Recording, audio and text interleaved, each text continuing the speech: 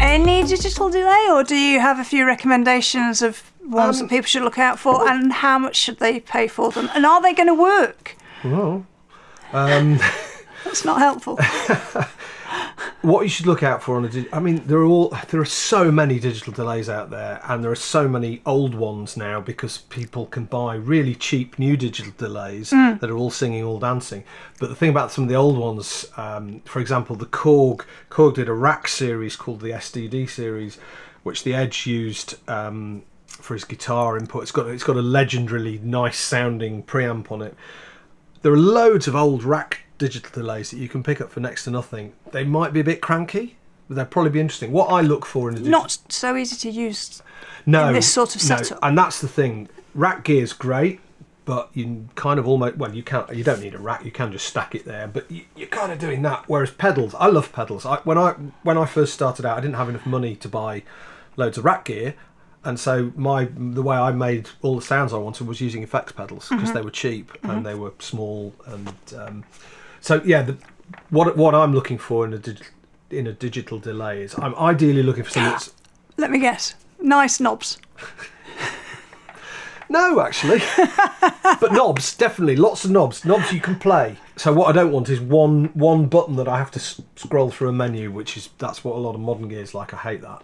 What I'm looking for is modulation, because modulation enables us to do that crazy flanging, the wobbly thing. Yeah. And I like old digital delays because the bit rate of old digital delays is lower. Therefore, it's kind of got a crunchy sound. It's characterful. Okay. Whereas modern digital delays, like the sound coming out of that or that, is so clean. Too perfect. Yeah. Okay. We don't need that. We can do that in plugins. So we're looking for an old digital delay that's got a number of knobs. Or that you can twiddle. Don't have to use a digital delay. Oh, okay. You could use an analog delay. Now, more money? Vintage analog delays these days, like this Boss DM2, are quite a bit more expensive. You've not told us how much we're expecting to pay for a digital delay and if it's going to work. Okay, well, I can't tell you if it's going to work. The good thing about pedals is they are quite robust, and often the worst thing that happens to them is the battery clip comes, so a lot of them work. I don't think that runs on batteries. No, it doesn't. You'll have crackly pots, you might have a faulty switch, you might have dirty jack sockets, or like that one, look, the power socket is completely broken, but it still works because it runs on a battery. I have to admit that I think I did that. Analog delays, lovely sound, but they tend to be more expensive. Okay. There are so many different digital delays out there, I couldn't possibly begin to list them all, but what I wanted to do was use this one, which is a Boss DD3, which is probably the most well-known and common delay pedal out there. You can pick one of these up for 40-50 quid, and it should work. They're very robust. Obviously, best to buy from someone who says, yeah, this works. But yeah, it's a cheap delay, and you can still have some fun. Now, it doesn't have modulation on it. Oh, no. No. So let me remember where it's plugged in. So there's our 808.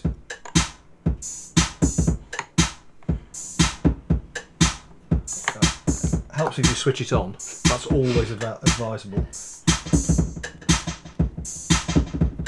So just to explain what I'm doing here,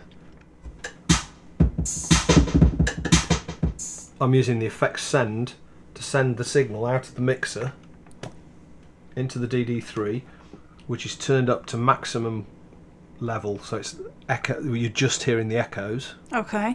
And then it's going back into this channel here.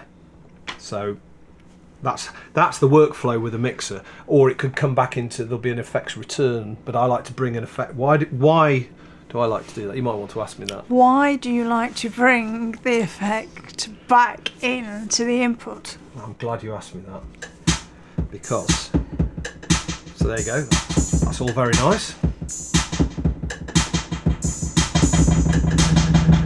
Makes it sound like a space echo. Yeah, it because you can use the effect send to feed more signal back into itself, increasing the feedback, creating that classic dub or Space Echo type effect. So that's why I like to do that. It's not necessary, but this for me is the heart of why I like a mixer. It's all about dub mixing.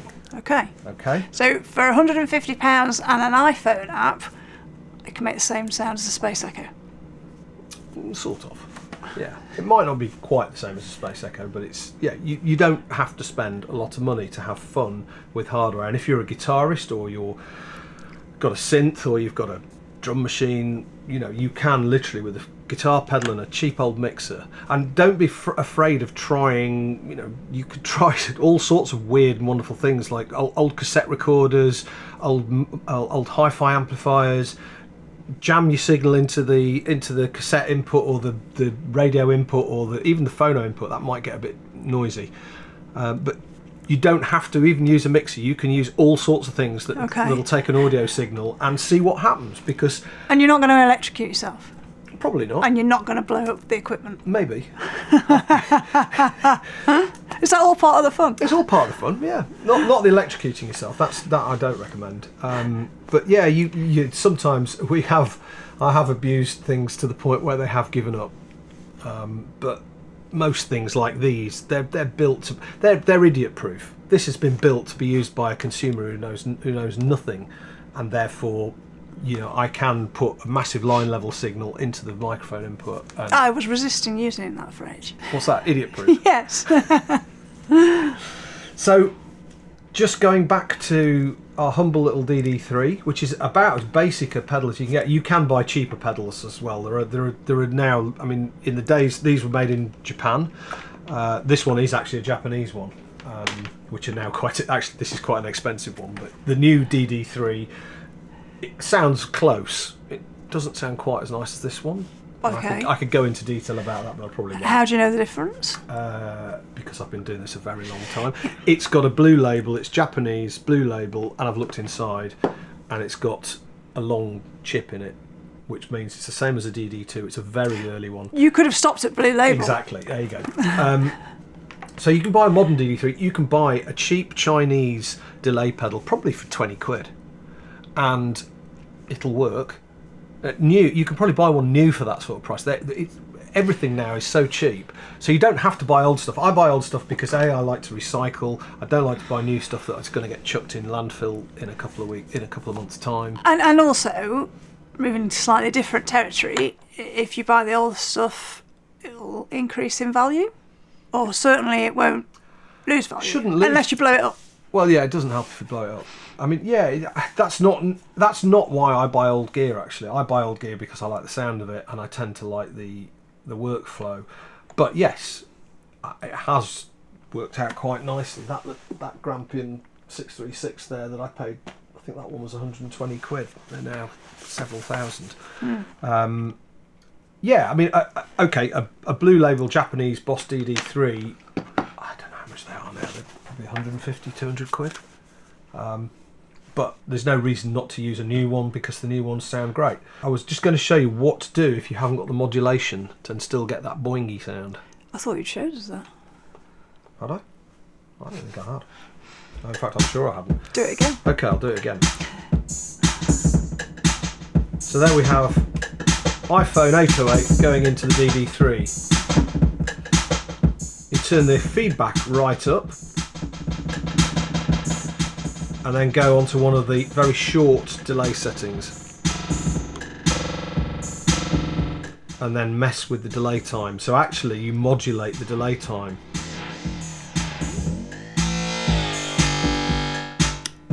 Oh, that was very Fatboy Slim, that, wasn't it? Yeah, me and Fatboy.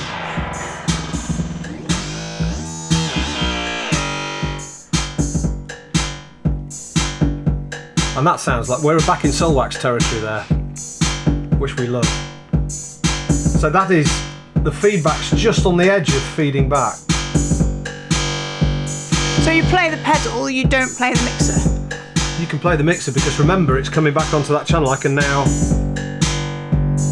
feed it back into itself. The other thing you can do with a mixer is mess with the EQ.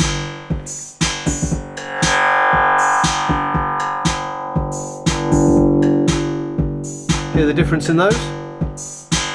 So that's taking all the bass out.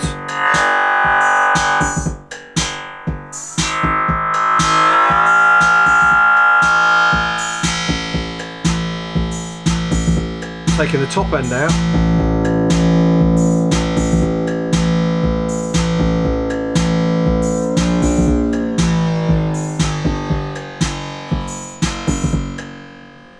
Excellent. Would you like to have a go?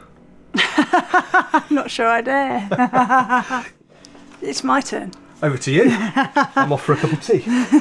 No, I think I might need you. Okay. So we start by having a sound. Yes. So the drum machine's playing through channel 1. Okay. Now what do you want to do?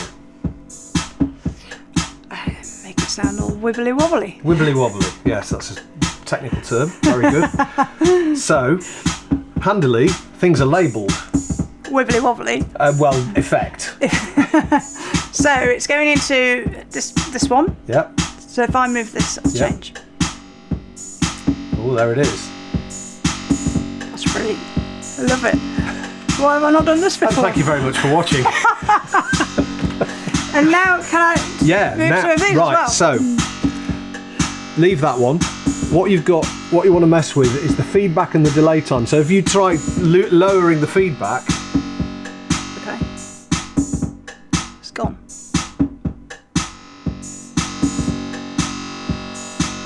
yep. Now try messing with the delay time, which is the next one along.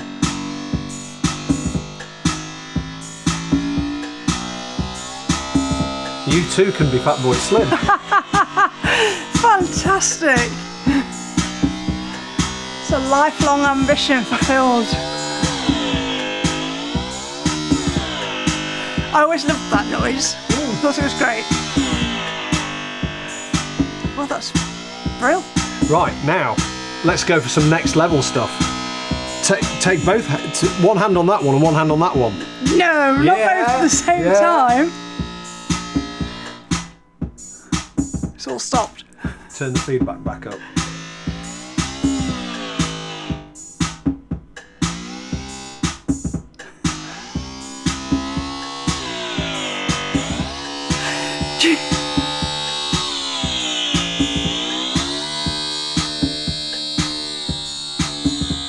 That's cheating because I haven't got 3 hands. Well, that's what you've seen when I'm DJ. When I used to be DJing with Mikey or Gid, they'd be moving the control. Helping. They'd be helping me, yes, to helping me not make a terrible noise. So back on here, Yep. I might want to change Just- the EQ as well. You might want to change the EQ, yeah. So that was quite noisy. That was quite toppy. So you wouldn't necessarily turn the bass down. You want to turn the top EQ down to get rid of some of that harshness. Okay.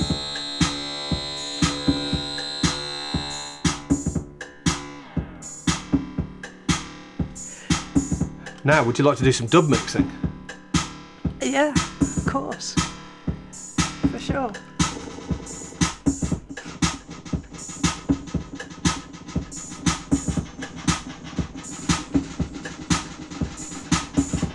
So you can change the feedback. You can change the speed of the delay.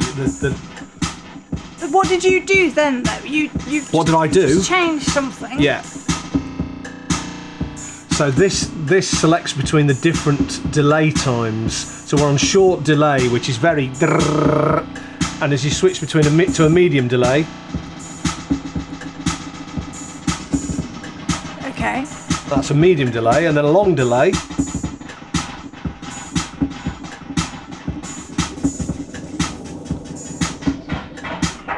So that's quite fun. So delay, feedback right up, and you can do that space echo thing.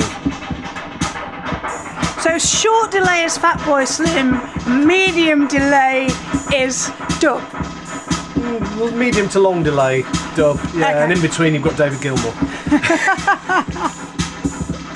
In between Fatboy Slim and dub is David Gilmour. I've got it. That's it. That's it. We're done.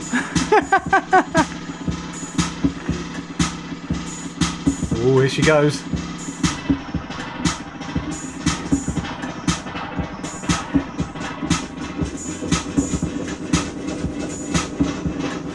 So, would you change between delays, or would you choose a delay and stay at that, and then I'd fiddle? do anything. Experiment. There's no rules. There are no rules. I'll do this. Look, I'll do stuff like this. I'll go.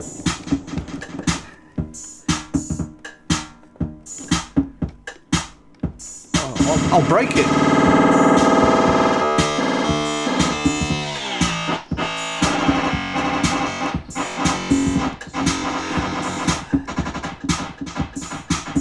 See, I'll make a right racket.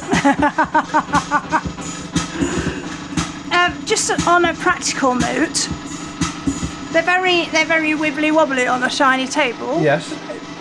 Not ideal. No. You could, if you've got a table you don't really care about, you could put a bit of blue tack underneath. You could blue tack them in place. I've done that.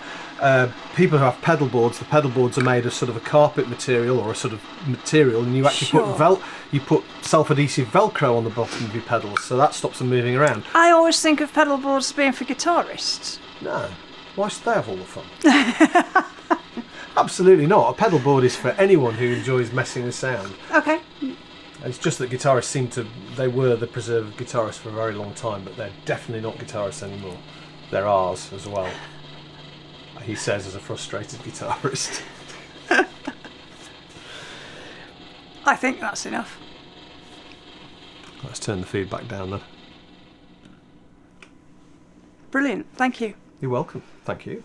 Fat boy Slim. Fat girl Slim. Oh no, that doesn't sound right, does it? I think I might get slapped if I say that. Thanks for watching, everyone. If you have any comments, ideas, or suggestions and questions for the next episode, please get in touch with us. And I hope you enjoyed watching this as much as we enjoyed making it. Yeah, it was fun. It was fun. Thanks for watching. Be sure to check the Patch Project Instagram feed and website.